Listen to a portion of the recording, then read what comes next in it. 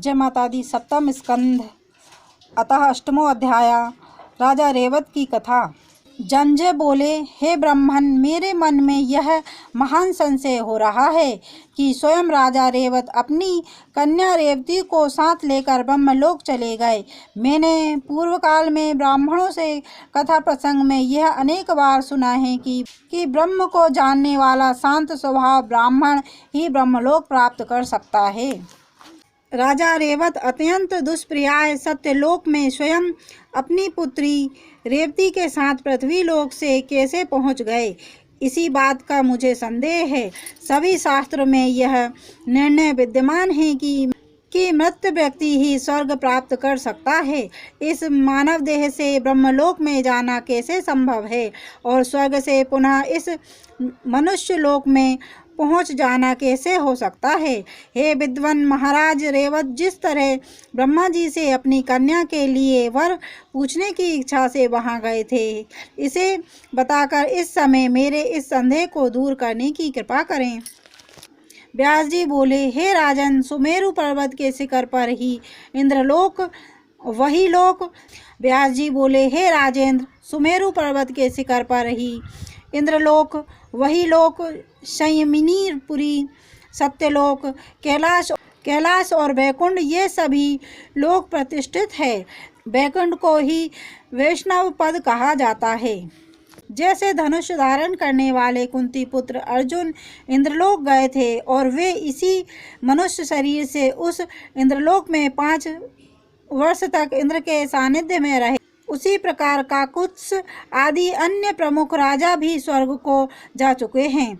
इसके अतिरिक्त महाबलशाली दैत्य भी इंद्रलोक को जीतकर वहां पहुंचकर अपनी इच्छा के अनुसार रह चुके हैं।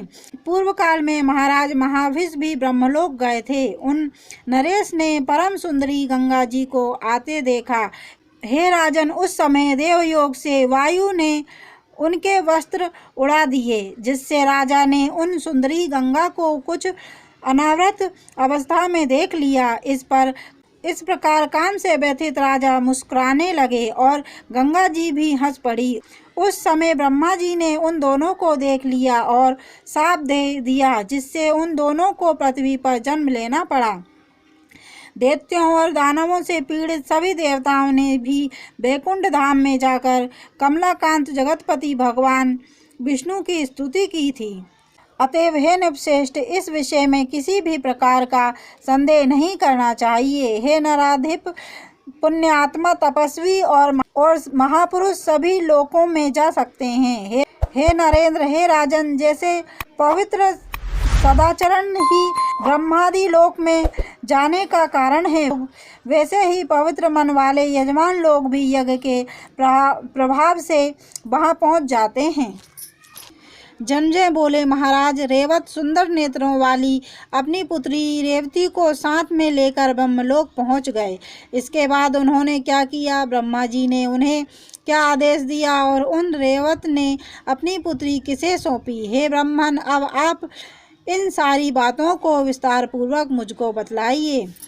व्यास जी बोले, हे महिपाल, सुनिए। जब राजा रेवत अपनी पुत्री के वर के विषय में पूछने के लिए ब्रह्मलोक पहुँचे, उस समय गंधर्व लोगों का संगीत हो रहा था। वे अपनी कन्या के साथ कुछ देर तक सभा में रुककर संगीत सुनते हुए परम तृप्त हुए।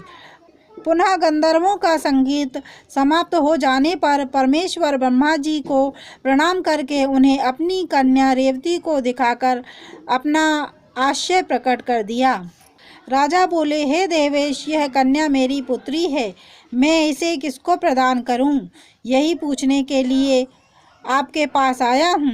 अतः हे ब्राह्मण, आप इसके योग वर बतलाइए। किंतु किसी में भी मेरा चंचल मन स्थिर नहीं होता है, इसलिए हे देवेश, वर के विषय में आपसे पूछने के लिए यहाँ आया हूँ। हे सर्वज्ञ, आप किसी योग राजकुमार वर के विषय में बतलाइए। ऐसे राजकुमार का निर्देश कीजिए जो कुलीन, बलवान, समस्त लक्षणों से संपन्न, दानी तथा धर्मपरायण हो। व्यास जी बोले, हे राजन, तब राजा की बात सुनकर जगत की रचना करने वाले ब्रह्मा जी काल पर्याय ब्रह्मलोक के थोड़े समय में पृथ्वी लोक का बड़ा लंबा समय बीता हुआ देखकर हंस करके उनसे कहने लगे। ब्रह्मा जी बोले, हे राजन, आपने अपने हृदय में जिन राजकुमारों को वर के रूप में समझ रखा था वे सब के सब पुत्र पौत्र तथा बंधुओं समेत काल कवलित हो चुके हैं। इस समय वहाँ 27वां द्वापर चल रहा है। आपके सभी वंशज मृत हो चुके हैं और दैत्यों ने आपकी पुरी भी विनष्ट कर डाली है। इस समय वहाँ चंद्रवंशी राजा शासन कर रहे हैं। अब मथुरा नाम से प्रसिद्ध उस पुरी के अधिपति के रूप में उग्रसेन विख्यात है। ययाति वंश में उत्पन्न वे उग्रसेन संपूर्ण मथुरा मंडल के नरेश है। उन महाराज उग्रसेन का एक कंस नामक पुत्र हुआ जो महान बलशाली तथा देवताओं से द्वेष रखने वाला था। राजाओं में सबसे अधिक मदोमत उस दानववंशी कंस ने अपने पिता को भी कारागार में डाल दिया और वह स्वयं राज्य करने लगा। तब पृथ्वी असह भार से व्याकुल होकर ब्रह्मा जी की शरण में गई। इष्ट देवगणों ने ऐसा कहा है कि दुष्ट राजाओं तथा उनके सैनिकों के भार से पृथ्वी के अति व्याकुल होने पर ही भगवान का अंशावतार होता है। अतः उस समय कमल के समान नेत्र वाले वसुदेव नंदन श्री कृष्ण देव स्वरूपा देवकी के गर्भ से उत्पन्न हुए। वे सनातन धर्मपुत्र नरसखा नारायण मुनि ने बद्रिका आश्रम में गंगा जी के तट पर अत्यंत कठोर तपस्या की थी। वे ही यदुकुल में अवतार लेकर वासुदेव नाम से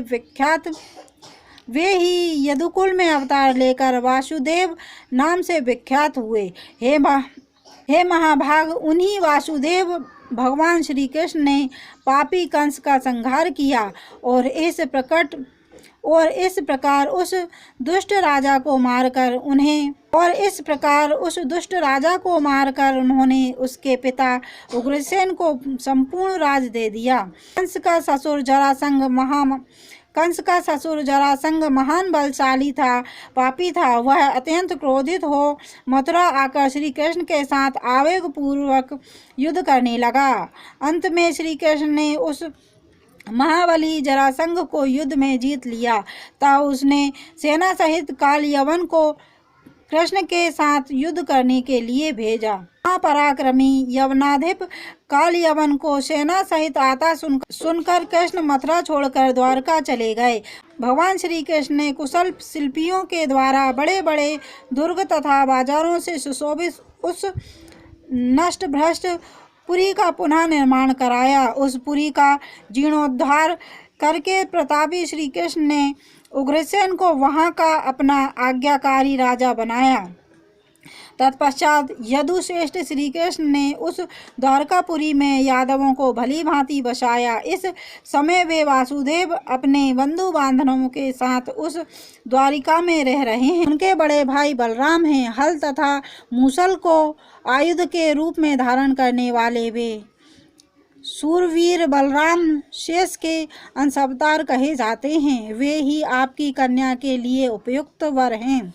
अब आप वैवाहिक विधि के अनुसार शीघ्र ही संकर्षण बलराम को कमल के समान नेत्रों वाली अपनी कन्या रेवती सौंप दीजिए। हे निपश्रेष्ठ, उन्हें कन्या प्रदान कर आप तप करने के लिए दोवधान बद्रिकाश्रम चले जाइए, क्योंकि तप मनुष्यों की सारी अभिलाषाएं पूर्ण कर देता है और उनके अंतःकरण को पवित्र बना देता है। व्यास जी बोले, हे राजन, पद्योनी ब्रह्मा जी से यह आदेश पाकर राजा रेवत अपनी कन्या के साथ शीघ्र ही द्वारका चले गए। वहां उन्होंने बलराम जी को शुभ लक्षणों से संपन्न अपनी पुत्री सौंप दी। उसके बाद सुदीर्घ काल तक कठोर तपस्या करके वे राजा रेवत नदी के तट पर अपना शरीर त्याग कर देवलोक चले गए। राजा बोले, हे भगवान, आपने यह तो महान आश्चर्यजनक बात कही कि राजा रेवत कन्या के योगवर जानने के उद्देश्य से ब्रह्मलोक गए और उनके वहां ठहरे हुए 108 युग बीत गए। तब तक वह कन्या तथा वे राजा वृद्ध क्यों नहीं हुए, अथवा इतने दीर्घ समय की पूर्ण आयु ही उन्हें कैसे प्राप्त हुई? व्यास जी बोले, हे निष्पाप जन्मजय, ब्रह्मलोक में भूख, प्यास, मृत्यु, भय, वृद्धावस्था तथा ग्लानि, इनमें कोई भी विकार कभी भी उत्पन्न नहीं होता। जब राजा रेवत वहां से सुमेरु पर्वत पर चले गए, तब राक्षसों ने शर्यार्थी वंश की संतति को नष्ट कर डाला। वहां के सभी लोग भयभीत होकर कुशस्थली छोड़कर इधर उधर भाग गए। कुछ समय के बाद क्षुब्ध नामक मनु से एक परम ओजस्वी पुत्र उत्पन्न हुआ। इक्ष्वाकु नाम से विख्यात वे ही सूर्यवंश के प्रवर्तक माने जाते हैं। नारद जी के उपदेश से और उसके श्रेष्ठ दीक्षा प्राप्त करके उन्होंने वंश वृद्धि के उद्देश्य से भगवती के ध्यान में निरंतर संलग्न रहकर कठोर तपस्या की। हे राजन, ऐसा सुना है कि उन इक्ष्वाकु के 100 पुत्र हुए। उनमें सबसे बड़े विकुक्ष थे, जो बल तथा पराक्रम से संपन्न थे। वे इक्ष्वाकु राजा के रूप में अयोध्या में निवास करते थे, यह बात प्रसिद्ध है। उनके शकुनी आदि 50 परम बलवान पुत्र उत्तरापथ नामक देश के रक्षक नियुक्त किए गए। और हे राजन, उनके जो 48 पुत्र थे, वे सब उन महात्मा इक्ष्वाकु के द्वारा दक्षिणी देशों की रक्षा के लिए आदेशित किए गए।